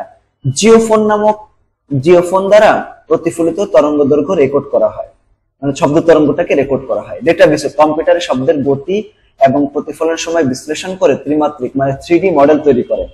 ফলাফল হচ্ছে ভূগর্ভস্থ তেল বা গ্যাসের স্তর শনাক্ত করা যায়, শিলাস্তরের গঠন এবং গভীরতা নির্ণয় করা যায়। এক্ষেত্রে 3D বা 4D সিসমিক ইমেজিং, কৃত্রিম বুদ্ধিমত্তা এআই ভিত্তিক বিশ্লেষণের মাধ্যমে এটা করা হয়। যেমন দেখো এই যে এটা শব্দ তরঙ্গ প্রতিফলন থেকে ভূপৃষ্ঠের ত্রিমাত্রিক ছবি তৈরি করে সুনির্দিষ্ট তথ্য জানা যাচ্ছে যে এখানে কোনো কিছু আছে কিনা, এভাবে এটা বের করা হয়। ঠিক আছে, আচ্ছা এরপর দেখো আল্ট্রাসাউন্ড ক্লিয়ার। আল্ট্রাসাউন্ড ক্লিয়ারে কি করা হয়? যন্ত্রপাতি পরিষ্কার হয়। এটা কেন ব্যবহার করে? ল্যাবরেটরি ও চিকিৎসা ক্ষেত্রে ছোট যন্ত্রপাতি পরিষ্কার করার জন্য এটা ব্যবহার করা হয়। কাজের পদ্ধতি কিভাবে করা হয়? যন্ত্রপাতি একটি তরলে ডুবিয়ে তাতে কি করা হয়? আল্ট্রাসাউন্ড মানে ওই যে 20,000-এর চেয়ে বেশি কম্পাঙ্ক যাদের আছে ওই শব্দ তৈরি করা হয়। শব্দ তৈরি করলে উচ্চ কম্পনের ফলে যন্ত্রপাতির সাথে লেগে থাকা ময়লা, ধুলো এবং জীবাণু আলাদা হয়ে যায়। তরঙ্গ দৈর্ঘ্য হচ্ছে এখানে কত থাকে? তরঙ্গ বৈশিষ্ট্য 20 কিলো হার্জ, মানে 20,000 কিলো হার্জের চেয়ে কি থাকে? বেশি কম্পাঙ্কের শব্দ তরঙ্গ এখানে ব্যবহার করা হয়, যেটাকে আমরা শুনতে পারি না, তাই শ্রবণাতীত বলা হয়েছে। এর উপকারিতা হচ্ছে খুব সূক্ষ্ম জটিল যন্ত্রাংশ পরিষ্কার করা যায়, সময় শ্রম কম লাগে, কোনো যান্ত্রিক ঘষা মাজার এখানে কি করা হয় না, দরকার হয় না। এরপর দেখো সুরযুক্ত শব্দ। সুরযুক্ত শব্দ কাকে বলা হয়? সুরযুক্ত শব্দ হলো এমন একটি ধরনের শব্দ যা নির্দিষ্ট কম্পাঙ্কে নিয়মিত এবং ছন্দবদ্ধভাবে কানে কোনো মনোরম অনুভূতি তৈরি করে। তো এটা নির্ভর করে ব্যক্তির উপরে। একটা শব্দ মনে করো একজনের কাছে অনেক শ্রুতি মধুর মনে হতে পারে, আর একজনের কাছে সেটা কর্কশ মনে হতে পারে। একজন মনে করো মমতাজের গান পছন্দ করে, আরেকজনের কাছে সেটা একদম শব্দ দূষণ মনে হতে পারে। ঠিক আছে, এরকম। তো এটা নির্ভর করে সুরযুক্ত শব্দ হবে নাকি সেটা আসলে বিরক্তির কারণ হবে, এটা ব্যক্তির রুচির উপর নির্ভর করবে। ঠিক আছে, তবে একটু তো বোঝাই যায় যে এই সমস্ত মনে করো বাসের হর্ন বাজতেছে, এটা তো আর কারো কাছে ভালো লাগার কথা না। এতে একাধিক সুশৃঙ্খল তরঙ্গ একসাথে কম্পিত হয় যা সুরেলা করে তোলে। বেহালা, তবলা, বাঁশি, হারমোনিয়ামের ধ্বনি এগুলো হচ্ছে সুরযুক্ত শব্দ। এখন সুরযুক্ত শব্দের উৎস। ইউনিক ফর্ক থেকে নিখুঁত কম্পনের শব্দ পাওয়া যায়, যা একটি আদর্শ সুরযুক্ত শব্দের উৎস। আরো সুরযুক্ত শব্দে কতগুলো বৈশিষ্ট্য আছে, যেমন তীব্রতা। পরীক্ষা আসতে পারে তীব্রতা কি? কোন শব্দ কতটা জোরে শোনা যায় তা বোঝায়।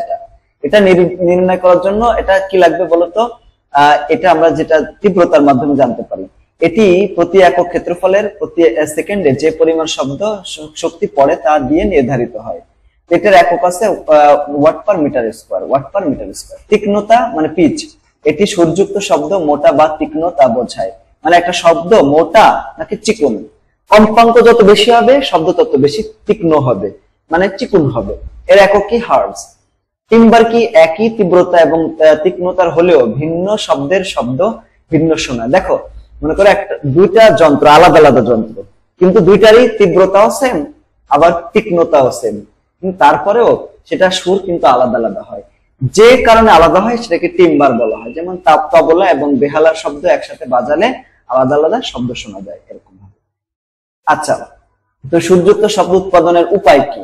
বাদ্যযন্ত্র বাজাতে হবে, তাই না? যেমন দেখো তারযুক্ত যন্ত্র, তারের কম্পনের ফলে যেমন একতারা, সেতারা, বেহালা এগুলো থেকে শব্দ তৈরি হয়। বাতাস চালিত যন্ত্র যেমন বাতাসের প্রবাহ, যেমন বাঁশি, হারমোনিয়াম। হারমোনিয়ামে কি করা হয়? বাতাসের মাধ্যমে শব্দ তৈরি করা হয়। বাঁশিতেও বাতাসের মাধ্যমে তৈরি করা হয়। আঘাত চালিত শব্দ যেমন আঘাত এবং কম্পন, ঢোল, তবলা এগুলোকে টাস টাস করে বাড়ানো হয়, এখান থেকে শব্দ তৈরি হয়, তাই না? এরকম আধুনিক যন্ত্র প্রযুক্তি আজকাল ইলেকট্রনিক যে বাদ্যযন্ত্র যেমন সিনথেসাইজার ব্যবহার করে কৃত্রিম ভাবে সুরযুক্ত শব্দ তৈরি করা যায়। আচ্ছা, যেমন সুরযুক্ত শব্দ আছে সেমন মানে শব্দ দূষণও আছে, নয়েজ পলিউশন। শব্দ দূষণ হলো এমন এক ধরনের দূষণ যেখানে অনাকাঙ্ক্ষিত বা অতিরিক্ত মাত্রায় শব্দ আমাদের শরীর ও মনের উপর বিরূপ প্রভাব ফেলে। সাধারণত 70 ডেসিবলের উপরে শব্দ মানুষকে কি করে? বিরক্ত করে তোলে, এবং 85 ডেসিবলের বেশি হলে শ্রবণ শক্তির ক্ষতি হতে পারে। আচ্ছা, কেন শব্দ দূষণ হয়? কারণ কি? উচ্চ শব্দে হর্ন বাজালে, অপ্রয়োজনীয় হেডফোনে গান শুনলে, কলকারখানায় যন্ত্রপাতি শব্দ, অতি উচ্চ শব্দে মাইকের আওয়াজ, ট্রাফিক জ্যাম, যানবাহনের শব্দ, এগুলো হচ্ছে কি শব্দ দূষণের কারণ। শব্দ দূষণের ক্ষতিকর প্রভাব কি হতে পারে? শ্রবণ শক্তি হ্রাস পেতে পারে, মানসিক অস্থিরতা, টেনশন হয়, শিশুদের বুদ্ধি এবং মনের বিকাশ বাধা হয়, রক্তচাপ বৃদ্ধি হয় এবং হৃদরোগের সৃষ্টি হতে পারে। শব্দ দূষণ রোধ করা যায় কিভাবে? আইন প্রণয়ন এবং বাস্তবায়ন করে, জনসচেতনতা বৃদ্ধি করে শব্দ শোষণের ব্যবস্থা করতে হবে, শহরে বৃক্ষরোপণ করতে হবে, কম শব্দের যানবাহন ব্যবহার করতে হবে। এভাবে করা যায়, ঠিক আছে। তো এখানে বিভিন্ন ধরনের শব্দ ও তাদের মাত্রা, যেমন জেট ইঞ্জিনে যে শব্দ তৈরি হয় তাদের যে শব্দ মাত্রা থাকে 110 থেকে 140 ডেসিবল। ট্রাফিকে প্রায় ট্রাফিক যে মানে জ্যামে যেখানে হয় ট্রাফিকের ক্ষেত্রে 80 থেকে 90, গাড়িতে 60 থেকে 80, টেলিভিশনে 50 থেকে 80 হয়, 60 হয় ডেসিবল। কথাবার্তার ক্ষেত্রে আমরা যে কথাগুলো বলি 40 থেকে 50, নিঃশ্বাসের ক্ষেত্রে 10 ডেসিবল। আর মশা যে পাখা আছে না, মশার যে কি পাখা, মশা আমাদের কামড়ায়, ওই মশা যে ভু ভু করে শব্দ তৈরি করে ওটা হচ্ছে 0 ডেসিবল। তো আলহামদুলিল্লাহ এই অধ্যায়ের বেসিক সমস্ত বিষয়গুলো নিয়ে আলোচনা করলাম। পরবর্তী ক্লাসে এই অধ্যায় থেকে টাইপ ভিত্তিক সৃজনশীল প্রশ্নগুলো নিয়ে আলোচনা করব। সবাইকে ধন্যবাদ। আসসালামু আলাইকুম রহমতুল্লাহ। ক্লাসটি তোমাদের কাছে ভালো লাগলে আমাদের জন্য দোয়া করো।